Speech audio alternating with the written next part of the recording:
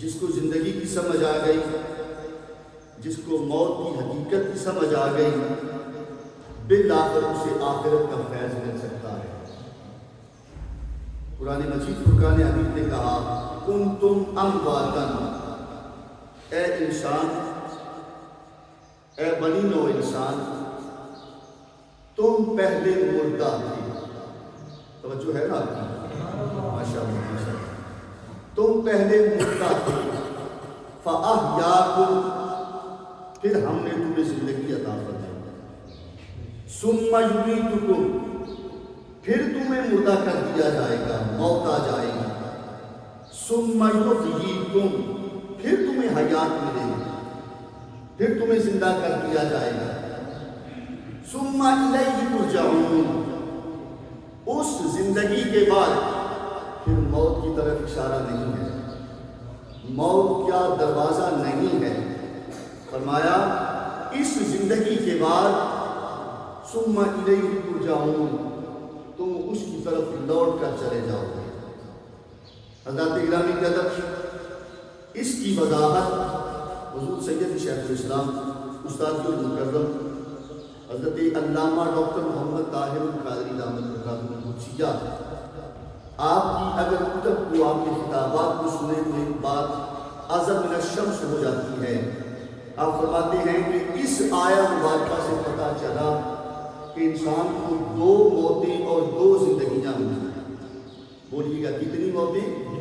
دو موتیں، دو اموات اور دو زندگیاں نصیب ہوئی، اور ان دو اموات و زندگی کے بعد پھر انسان کو اس کی طرف لوٹ کر جانے کا جو اشارہ ہے، اس کا مطلب ہے کہ پھر وہ ابدی زندگی جینے والا ہے۔ اس ابدی زندگی کے حصول کے لیے، اس خوشگوار زندگی کے حصول کے لیے ہمیں اپنی زندگی جو یہاں پر ملی ہے اس کو گزارنے کا طریقہ آنا چاہیے۔ پھر سمجھ آتی ہے کہ آخرت اگر یہاں پر اس کی فکر کر لی جائے تو پھر آخرت بہترین گزرنے کا اشارہ مل سکتا ہے۔ قرآن مجید فرقان حمید نے کہا کہ تم پہلے مردہ تھے، میں اس تفصیل میں نہیں جانا چاہ رہا، میں اصل موضوع کی طرف بڑھنا چاہ رہا ہوں۔ اس کی حقیقت کو سمجھنے کے لیے آئیے پھر ایک دفعہ قرآن کا دروازہ کھٹکھاتے ہیں۔ سورہ ملک میں اللہ نے ارشاد فرمایا الذی خلق الموت والحیات لیبلوکم ایکم احسن عملا، ذات وہی ہے جس نے پہلے موت کو پیدا کیا پھر حیات کو پیدا کیا۔ یہاں پر بھی پہلے موت کا تذکرہ ہے، پھر حیات کا تذکرہ ہے، پھر زندگی کا تذکرہ ہے، اور ان دونوں چیزوں کو رب نے پیدا فرما کر فرمایا اس لیے پیدا کی لیبلوکم، تاکہ ہم پرکھ سکیں، پہچان سکیں، اندازہ لگایا جا سکے، سمجھا جا سکے کہ کون ہے جب وہ ہمارے پاس آتا ہے ایکم احسن عملا، تو اس کے پاس کوئی اچھا عمل بھی ہوتا ہے۔ اور یہ کیا ہوگا؟ اچھا عمل۔ اعمال کی طرف اشارہ نہیں کیا، صرف ایک عمل۔ اس ایک عمل کی تلاش میں ہم دیکھتے ہیں قرآن مجید فرقان حمید کی لا ریب کتاب کے اندر زندگی کا تذکرہ بھی ملتا ہے، موت کا تذکرہ بھی ملتا ہے، احسن عمل بھی ملتے ہیں۔ اب احسن عمل، ہم روزے سے بیٹھے ہیں، سحری بھی کی، نماز فجر بھی باجماعت ادا کی، بعض مفسرین نے کہا کہ نماز بڑا اچھا عمل ہے، اور یہ کیا؟ نماز بڑا اچھا عمل ہے، اس میں کوئی شک نہیں کہ نماز کیوں نہ اچھا عمل ہو۔ میرے آقا نے فرمایا جو نماز میرا امتی پڑھتا ہے، عمل وہ کرتا ہے، آنکھیں میری ٹھنڈی ہوتی ہیں، میری آنکھوں کو ٹھنڈک پہنچاتا ہے۔ لوگوں، ہم نے نماز فقط رمضان کے لیے اٹھا کر رکھی، خدا صرف رمضان کا ہی رب نہیں ہے، ہر اس مہینے کا، ہر اس لمحے کا، ہر اس دن، ماہ و سال کا بھی رب ہے جو اس نے پیدا فرمائے ہیں۔ حضرات گرامی قدر، پھر کسی مفسر نے کہا کہ روزہ بڑا اچھا عمل ہے، اور یہ کیا؟ روزہ بڑا اچھا عمل ہے۔ روزہ بھی اچھا عمل کیوں نہ ہو، رب فرماتا ہے کہ جو روزے دار صبح سے لے کر شام تک فقط میری رضا کے لیے بھوکا اور پیاسا رہتا ہے، پھر جب وہ شام کو افطار کرتا ہے تو میں اسے 2 خوشیاں عطا کرتا ہوں۔ حضرات گرامی قدر، انسان کے جو وجودی مراحل ہیں ان کی طرف پہلی آیا مبارکہ میں اشارہ ملتا ہے، جو میں نے پہلی آیا مبارکہ سورہ بقرہ سے تلاوت کی۔ 4-5 مراحل ہیں اس کے اندر۔ مفسرین نے لکھا ہے کہ پہلا وجود اس کا علمی وجود ہے۔ تھوڑا مشکل ہے، میں سمجھانے کی کوشش کرتا ہوں۔ یہ وہ وجود ہے جب وہ کہیں نہیں تھا، بس خدا کے علم میں تھا۔ کہاں تھا بولیے؟ خدا کے علم میں تھا۔ قرآن مجید یہاں پر بھی اشارہ کرتا ہے، ہر انسان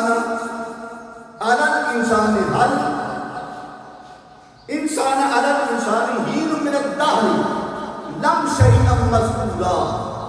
انسان پر ایک وقت ایسا بھی گزرا ہے، انسان پر ایک وقت بولیے ایسا بھی گزرا ہے کہ جب وہ کچھ نہ تھا، بس اللہ کے علم میں تھا۔ حضرات گرامی قدر، پہلا مرحلہ علم والا، دوسرا مرحلہ جب اسے روح عطا کی گئی، تیسرا مرحلہ جب اسے جسم عطا کیا گیا، چوتھا مرحلہ جب وہ اس دنیا سے کوچ کر کے عالم برزخ میں چلا جاتا ہے۔ حضرات گرامی قدر، پانچواں مرحلہ یہ وہی مرحلہ ہے، اخروی مرحلہ، جس کے لیے ہم کوشش کر رہے ہیں اس کو سمجھنے کے لیے۔ حضرات گرامی قدر، قرآن مجید فرقان حمید اس بات کی طرف اشارہ کرتا ہے، من عامل صالحا، بولیے من عامل صالحا من ذکر او انثی فلنحیینہ حیاۃ طیبہ۔ عمل کی تلاش، نماز بھی اچھا عمل، روزہ بھی اچھا عمل ایسا کرنا چاہیے۔ قرآن مجید فرقان حمید میں ارشاد فرماتا ہے کہ جس نے عمل صالحا، نیک عمل کیا اور ایسا عمل کیا کہ جب وہ عمل زمین پر کرتا ہے تذکرے اس کے فرش پر ہوتے ہیں، تذکرے اس کے بولیے عرش پر ہوتے ہیں۔ میرے آقا جب معراج کی رات عرش معلیٰ کی منزلتوں پر پہنچے تو جبریل میرے آقا کو وزٹ کروا رہا ہے۔ چلتے چلتے اچانک میرے آقا نے رک کر کہا، جبریل مجھے لگ رہا ہے کہ یہ جو قدموں کی آواز آ رہی ہے یہ میرے بلال کی ہے، یہ میرے بلال کے قدموں کی آواز ہے۔ میرے آقا واپس آئے، آ کر پوچھا، بلال تو کون سا عمل کرتا ہے؟ عمل تو نے فرش پر کیا ہے، تذکرے تیرے عرش پر ہو رہے ہیں، تیرے قدموں کی آواز میں نے عرش پر محسوس کی ہے۔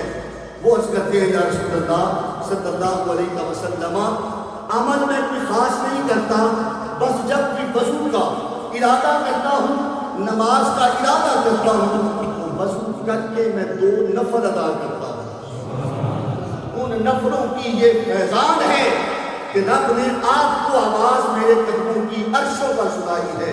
حضرات گرامی قدر، نیک عمل ہر کوئی کرتا ہے، نیک اعمال کی تلاش بھی ہر کوئی کرتا ہے۔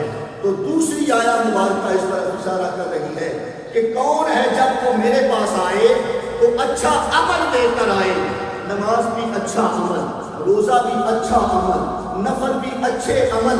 اور حضور سید شیخ الاسلام فرماتے ہیں کہ ان دونوں کا تعلق انسان کی زندگی اور موت کے ساتھ ہونے کے ساتھ پتہ چلتا ہے کہ نیک عمل بھی انسان کرے تو اس کے تذکرے آسمانوں پر نظر آتے ہیں۔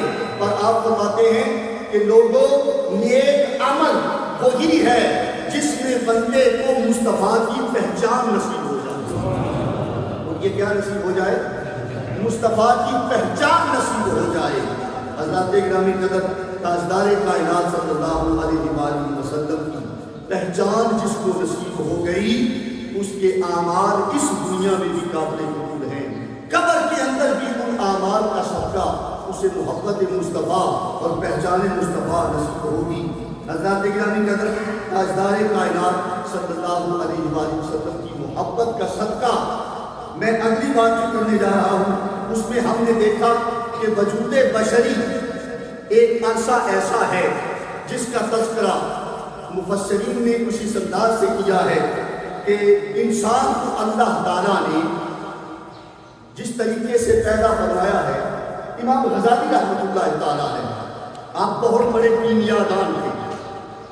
آپ فرماتے ہیں کہ انسان جب مٹی کی جو 7 قسمیں ہیں نا، مٹی کی جو 7 اقسام ہیں، ان میں سے 5 اقسام اگر قدرتی طور پر مل جائیں، قدرتی طور پر کیمیائی طور پر مٹی آپس میں مل جائے تو وہ پتھر بنتی ہے.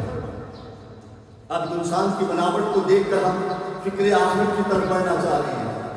پتھر، یہ جو لال یاقوت مرجان وغیرہ نظر آتے ہیں آپ کو، 5 مٹیاں اگر آپس میں مل جائیں قدرتی طور پر تو پتھر بنتا ہے.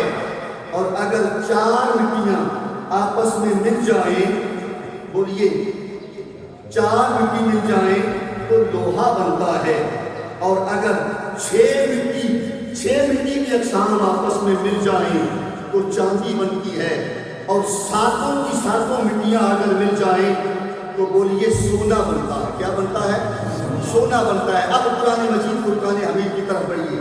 والتین والزیتون وطور سینین وہذا البلد الامین لقد خلقنا الانسان فی احسن تقویم. ہم نے انسان کو اعلیٰ پیرائے پر پیدا کیا ہے، انسان کو اعلیٰ تقویم پہ پیدا کیا ہے. کون ہے؟ جب وہ ہماری طرف آئے تو وہی بن کر آئے جو ہم نے اسے زمین پر بنا کر بھیجا ہے. زمین پر بولیے بنا کر بھیجا ہے. انسان رب کی طرف سے جب زمین پر آیا تو سونا بن کر آیا تھا. اس گندی میلی چیلی فضا میں گناہوں کے اتڑے ماحول میں رہ کر انسان گدرا ہو گیا، پاکیزگی قائم نہ رہ سکی. رب فرماتا ہے کہ جب تم میرے پاس آؤ تو میں نے جیسا تمہیں زمین پر بھیجا تھا مجھے ویسا ہی سونا چاہیے. انسان زندگی میں گناہ کرتا رہتا ہے، توبہ کا مقام نصیب ہو جائے تو پھر توبہ انسان کو خدا کے قریب لے جاتی ہے. توبہ بولیے انسان کو خدا کی قربت نصیب فرما دیتی ہے. بنی اسرائیل میں حضرت موسیٰ علیہ السلام کے دور میں یہ توبہ کا مہینہ بھی ہے. بولیے یہ توبہ کا مہینہ بھی ہے. ہر نماز کے بعد اللہ سے اپنے سابقہ گناہوں کی معافی مانگنے کا مہینہ ہے. بنی اسرائیل میں موسیٰ علیہ السلام کے دور میں بارش نہیں ہو رہی تھی. آپ کی توجہ ہے؟ جس جن کی ہے ایک دفعہ سبحان اللہ بولے ذرا. اللہ آپ کو سلامت رکھے. موسیٰ علیہ السلام کے دور میں قحط سالی کی بارش نہیں ہو رہی تھی. اللہ رب العزت کی بارگاہ میں موسیٰ علیہ السلام نے اپنی امت کے کہنے پر عرض کی کہ مولا بارش عطا فرما دے. دنیا پریشان ہے، میری امت پریشان ہے. اللہ نے فرمایا کہ تیری امت کے اس مجمع میں ایک شخص ایسا بیٹھا ہے، اگر وہ اٹھ کے چلا جائے تو میں ابھی بارش عطا فرما دیتا ہوں. موسیٰ علیہ السلام نے کہا کون ہے بھائی جس کی وجہ سے اللہ نے بارش روک رکھی ہے، اٹھے اور چلا جائے. اللہ کے گرامی قدر توبہ ہے کیا، اس کو سمجھنے کی ضرورت ہے. توبہ یہ نہیں ہے کہ ہم بھائی کا حق کھا کر بیٹھے ہیں اور شام کو توبہ کرتے ہیں. توبہ یہ نہیں ہے ہم لوگوں کے پلاٹوں پر قبضہ کر کے بیٹھے ہیں، حلال حرام کی تمیز ختم کر چکے ہیں، توڑتے ہوئے خیال نہیں رکھا جاتا. کرپشن کا بازار گرم ہے. یہ اوپر کی بات نہیں ہے، ہمارے اندر بھی ایسا ماحول موجود ہے. ہم اپنے گریبانوں میں جھانکتے ہیں. بات ہے گریبان میں جھانکنے کی. جب موسیٰ علیہ السلام نے آواز دی کہ کون ہے وہ گناہگار شخص، اٹھے اور اس مجمع کو چھوڑ کر چلا جائے.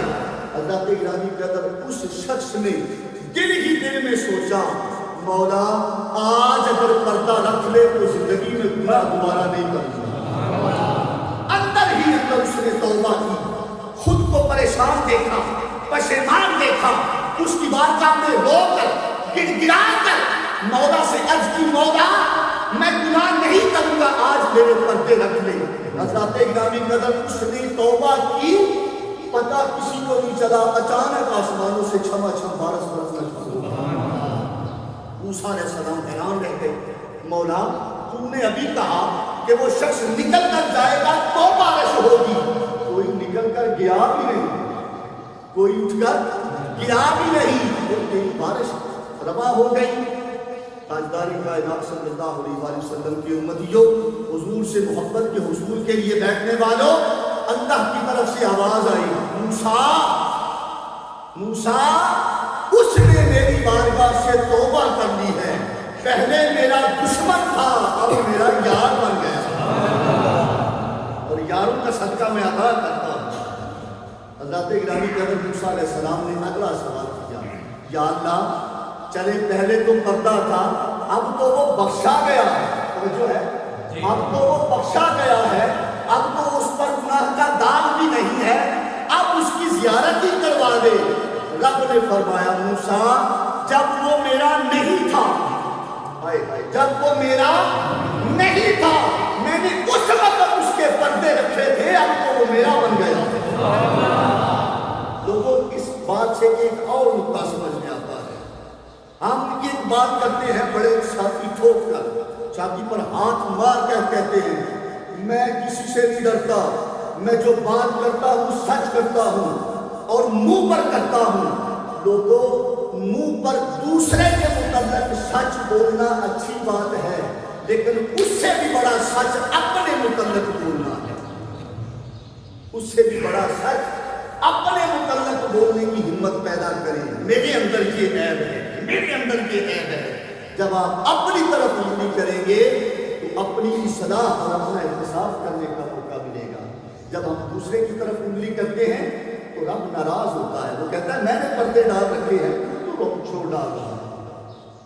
حضرات گرامی قدر یہ توبہ کا نور جس کو نصیب ہو جائے، مفسرین کہتے ہیں کہ اس توبہ کا صدقہ رب فرماتا ہے کہ جب تم میرے پاس آؤ گے تو توبہ اور بخشش کا سامان تمہارے ساتھ ہوگا، تو یہ بھی عمل مجھے پسند ہے، اور یہ بھی عمل مجھے پسند ہے۔ حضرات گرامی قدر آئیے قرآن مجید ایک اور جگہ پر ارشاد فرماتا ہے، یا ایتھا النفس المطمئنہ ارجعی الی ربک راضیۃ مرضیہ، اے بندہ خدا تو جب میرے پاس آ رہا ہو، توجہ رکھیے گا، جب تو میرے پاس آ رہا ہو تو اس حالت میں ہو کہ یا ایتھا النفس المطمئنہ، تیرا نفس مطمئن ہو۔ ایک دفعہ بولیے ذرا، نفس مطمئن ہو۔ اور یاد رکھیے گناہ سے نفس مطمئن نہیں ہوتا۔ آپ توبہ کریں، ابھی آپ نے نماز پڑھی ہے، نماز پڑھ کے کئی ساتھی نکلے ہیں، ان سے بھی جا کے پوچھ لیجیے گا، وہ بڑے خوش ہوں گے، یا اللہ تیرا شکر ہے تم نے فجر کی نماز کی سعادت عطا فرمائی۔ آپ لوگ بیٹھے ہیں اس مجلس میں، اس محفل میں، اس مجلس کے بعد کسی کو کوئی ایک بات بھی پسند آ گئی تو وہ اللہ کا شکر ادا کرے گا، اس کے دل میں سکون کا، اطمینان کا ایک سمندر ہوگا، وہ کہے گا مولا تیرا شکر ہے۔ اطمینان بندے کو نیکی کے بعد ملتا ہے، توبہ کا نصیب ہو جانا بھی اطمینان کا باعث بنتا ہے۔ رب فرماتا ہے کہ توبہ کر کے مطمئن ہو جا، اور جب تو میری بارگاہ میں آئے راضیۃ مرضیہ، اس حالت میں آئے کہ میں تجھ سے راضی ہو جاؤں، تو مجھ سے راضی ہو جا، میں تجھ سے راضی ہو جاؤں اور تو بولیے مجھ سے راضی ہو جائے۔ اس کی رضا، بولیے اس کی رضا اگر مل جائے، حضرات گرامی قدر اس سے بڑا نور بھی اس کائنات میں اور نصیب والا نہیں ہوگا۔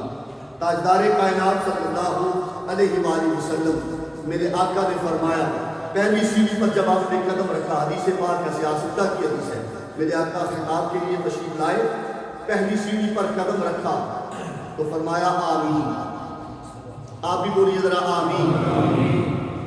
دوسری سیڑھی پر قدم رکھا، پھر فرمایا آمین۔ جب آپ خطبے کے لیے تیسرے زینے پر تشریف فرما ہو چکے تو پھر فرمایا آمین۔ خطاب ختم ہوا، جمعہ کی نماز ہو گئی، صحابہ نے پوچھا یا رسول اللہ یہ تو نیا حکم آ گیا ہے، نیا طریقہ آ گیا ہے کہ خطیب کے لیے ضروری ہے کہ وہ خطاب کے لیے جب بیٹھے تو آمین آمین آمین کا ذکر کرے۔ میرے آقا نے فرمایا نہیں، ایسا کوئی مرحلہ نہیں ہے، ہاں جب میں نے پہلے زینے پر قدم رکھا تو جبریل آ گئے، جبریل نے آ کے کہا یا رسول اللہ صلی اللہ علیہ وسلم رب آپ پر رحمتوں کا نزول فرماتا ہے، سلام کی بھیجتا ہے اور فرماتا ہے کہ اے مصطفیٰ دعا میں کر رہا ہوں، توجہ ہے آپ کی، میں بات کو اختتام کی طرف لے جا رہا ہوں۔ رب فرماتا ہے کہ دعا میں کر رہا ہوں، آمین مصطفیٰ سے کروا کے لاؤ۔ اب ایک تصور سمجھیں، جس دعا کو رب بیان کرے، آمین مصطفیٰ کہے، وہ دعا ریجیکٹ ہو سکتی ہے؟ اس کے قبول ہونے میں کچھ شک ہو سکتا ہے؟ اب دعا سماعت فرمائیں۔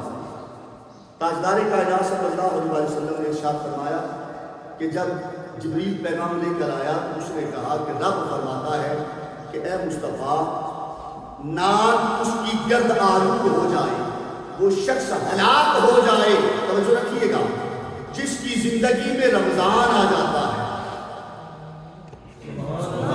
جس کی زندگی میں رمضان آ جائے اور وہ صبح و شام قیام اللیل کر کر، دن کو روزہ رکھ کر، سحری و افطاری کا نور حاصل کر کے، تقویٰ کا نور حاصل کر کے مجھ سے جنت نہ خرید لے، ایسا شخص ہلاک ہو گیا۔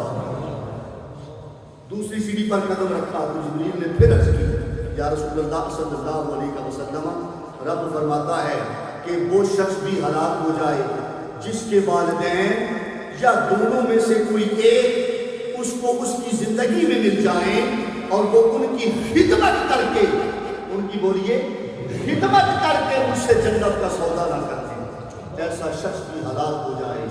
حضرات گرامی قدر، آج ہمیں اس سوشل میڈیا کی اس پاور نے اتنا مضبوط کر دیا ہے کہ ہم اپنے والدین کی بات کو بھی رد کر دیتے ہیں۔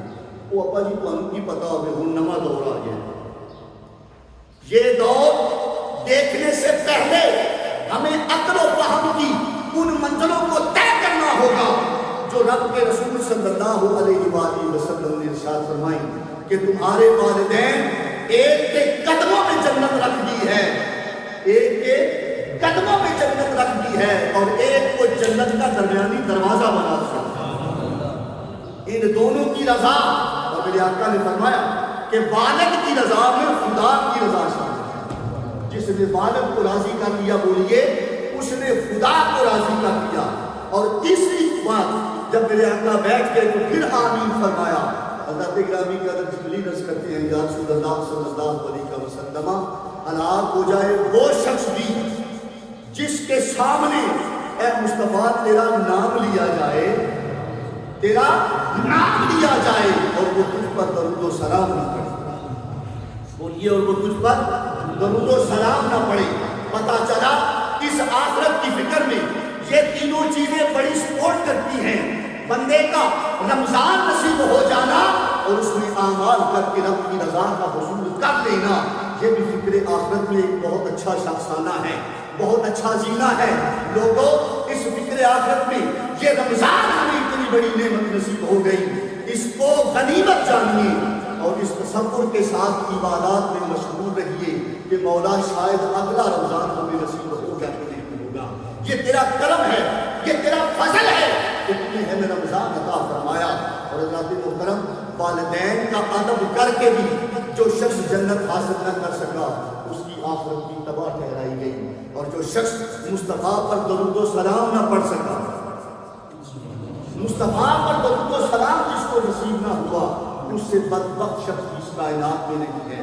فکر آخرت کی فکر کرنا ہم سب کے لیے بہت ضروری ہے۔ آئیے میں ایک دو حدیثیں پیش کر کے بات کو ختم کرتا ہوں۔ تاجدار کائنات صلی اللہ علیہ وسلم کی بارگاہ میں ایک صحابی نے عرض کیا، یا رسول اللہ صلی اللہ علیہ وسلم، قیامت کب آئے گی؟ بولیے قیامت کب آئے گی؟ میرے آقا نے فرمایا، قیامت کی بڑی فکر ہے تجھے، قیامت کی تیاری کیا کر رکھی ہے؟ قیامت کے لیے کیا اعمال جمع کر رکھے ہیں؟ قیامت کو حساب دینا ہے، حساب و کتاب کا دن ہے، رب نے ترازو لگانا ہے، تیرے پاس کتنے اعمال ہیں کہ تو قیامت میں جلدی آنے کا انتظار کر رہا ہے۔ میں قربان جاؤں صحابی تیرے عقیدے پر۔ صحابی عرض کرتے ہیں، یا رسول اللہ صلی اللہ علیہ وسلم، نمازیں بھی پڑھتے ہیں، روزے بھی رکھتے ہیں، اعمال سارے کرتے ہیں، بھروسہ نہیں ہے ان پر، یقین نہیں ہے کہ ان کی وجہ سے شاید بخشے جائیں یا نہ بخشے جائیں۔ ہاں ایک بات ہے، ایک عقیدہ ہے کہ مصطفیٰ تیری محبت ہمارے دلوں میں ہے، شاید اس کا صدقہ اللہ ہمیں بخشش کا تو عطا فرمائے۔ میرے آقا نے فرمایا، ہاں میری محبت جس کو نصیب ہو گئی، بولیے میری محبت جس کو مل گئی، اس کی بخشش کا سامان رب نے کر دیا ہے۔ تاجدار کائنات صلی اللہ علیہ وآلہ وسلم، آپ کی محبت جس کو نصیب ہو گئی اس کی آخرت بھی بہتر ہو گئی، اس کے اعمال اچھے ہونے چاہیے۔ میں اسے ریلیکس نہیں کر رہا، اعمال کا پوچھا جائے گا، اعمال میں محبت مصطفیٰ تلاش کی جائے گی۔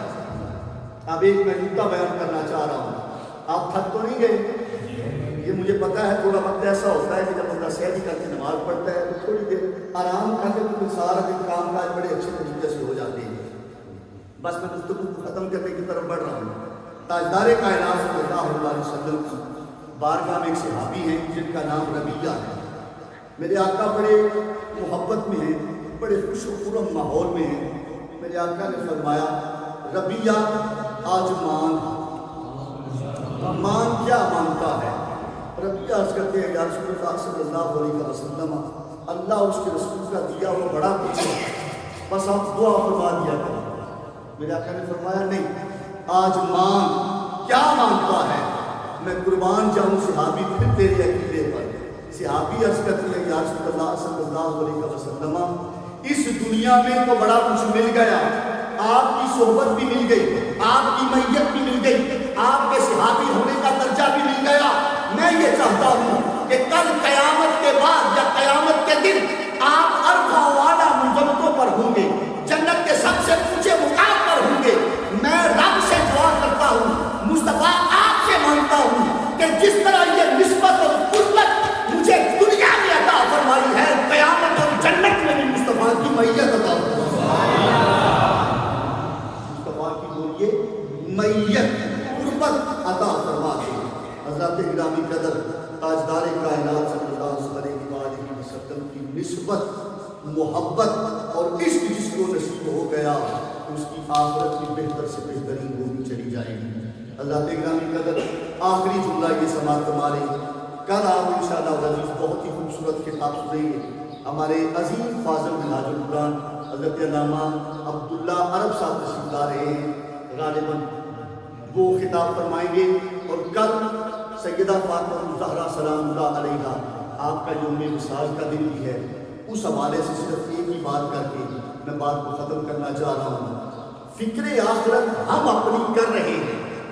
کوئی شخص جس سے بھی پوچھیں گے نا تو وہ یہ انکار نہیں کرے گا کہ یار نہیں مجھے فکر نہیں ہے آخرت کی۔ ہر شخص کو فکر ہوتی ہے، ہم اپنی فکر کریں تو اور بات ہے۔ میں جو جملہ پیار والا دینا چاہتا ہوں، میرے آقا صلی اللہ علیہ وآلہ وسلم کی اس شہزادی کو جتنی ہماری فکر تھی اور بھی کسی کو نہیں تھی۔ بس ایک ہی جملہ، آپ سجدے میں تھی، ساری رات سجدے میں رہی، ساری رات، اور رات بھی وہ کوئی اپنا جون جولائی والی نہیں تھی، رات بھی ٹھنڈی اور لمبی رات۔ سیدہ خاتون جنت نے سجدہ ادا کر کے سر اٹھایا تو فجر کی اذان کی آواز آ رہی تھی، اور مولا کی بارگاہ میں عرض کرتی ہے یا اللہ اتنی چھوٹی رات بنائی ہے تو نے کہ تیری بندی جی بھر کے ایک سجدہ بھی نہ کر سکی۔ مفسرین نے کہا ہے کہ آپ اتنے لمبے سجدے میں کیا فرما رہی تھی؟ لوگوں، مفسرین کہتے ہیں، شارحین کہتے ہیں کہ اللہ کی عزت کی قسم ہے سیدہ خاتون جنت سجدے میں بھی اپنے نانا کی امت کی بخشش کی دعا مانگ رہی ہیں۔ لوگوں، اس گھرانے کو ہمیں تو اپنی فکر ہے ہی، میں یہ نہیں انکار کر رہا، ہمیں بھی اپنی فکر ہے کہ آخرت میں ہم سکون ہوں، پر جتنی اس گھرانے کو اپنی اس امت کی فکر تھی شاید ہی کسی اور کو ہو۔ لوگوں، اس گھرانے سے بھی اپنے تعلق کو بہتر کرو۔ تاجدار کائنات صلی اللہ علیہ وآلہ وسلم کی اہل بیت کی محبت جس کو نصیب ہو گئی، میرے آقا نے فرمایا نا کہ اپنی اولادوں کو تین کام سکھاؤ، اپنے نبی کی محبت، نبی کی آل کی محبت اور قرآن کی محبت سکھاؤ۔ یہ تینوں محبتیں جس کو نصیب ہو گئی اس کی آخرت بھی بہتر ہو سکتی ہے، ہو جائے گی، میرا یہ یقین ہے کہ اس کی آخرت بھی سنور جائے گی۔ لوگوں، یہ دور بڑا پرفتن دور ہے، یہ دور بولیے بڑا سخت اور کٹھن دور ہے۔ اس دور میں ایمان کو بچانا بڑا مشکل نظر آتا ہے، لیکن آئیے کائنات میں اور بالخصوص پاکستان میں تحریک منہاج القرآن ایک عظیم پلیٹ فارم ہے۔ جو لوگوں کے ایمان کی حفاظت کا طریقہ بتاتا ہے۔ جو شخص اس کے ساتھ منسلک ہو جاتا ہے پھر وہ پر فتنوں سے بچ جاتا ہے۔ یہ میرا ایمان اور یقین ہے، وہ فتنوں سے بچ جاتا ہے۔ آئیے منہاج القرآن کا ساتھ دیں، آپ بھی ساتھ دے رہے ہیں۔ جب کسی شخص کی بات پر لبیک کہا جائے تو یہ ساتھ ہی جڑتا ہے، اور قربت اختیار کر دیں اور قریب ہو جائیں۔ حضور سید شیخ الاسلام آپ فرماتے ہیں کہ جب میں مدینہ پاک جاتا ہوں تو سب سے پہلے سیدہ خاتون جنت کے در اقدس پر حاضری دیتا ہوں اور عرض کرتا ہوں کہ اے فاطمہ الزہرا سلام اللہ علیہا، اپنے نانا سے میری سفارش کر دیں کہ ایک منگتا آیا ہے، اس کو کوئی خیرات کا ٹکڑا عطا فرما دیں۔ یہ اس گھرانے کا فیض ہے، اس تحریک پر اس گھرانے کا فیض ہے۔ ذات گرامی کے اندر اللہ رب العزت عمل کی توفیق عطا فرمائے۔ میرے یہ ٹوٹے پھوٹے الفاظ جو ان میں سے کچھ پسند آ جائے تو یہ میرا کمال نہیں ہے، میرے قائد حضور سید شیخ الاسلام آپ کی نظر عنایت ہے، اور اگر کمی کوتاہی غلطی نظر آئے تو یہ میری کم بختی ہے، میری بدبختی ہے کہ مجھے سمجھانا نہ آ سکا۔ ذات گرامی کے اندر اللہ رب العزت ہمیں عمل کی توفیق عطا فرمائے۔ السلام علیکم ورحمۃ اللہ وبرکاتہ۔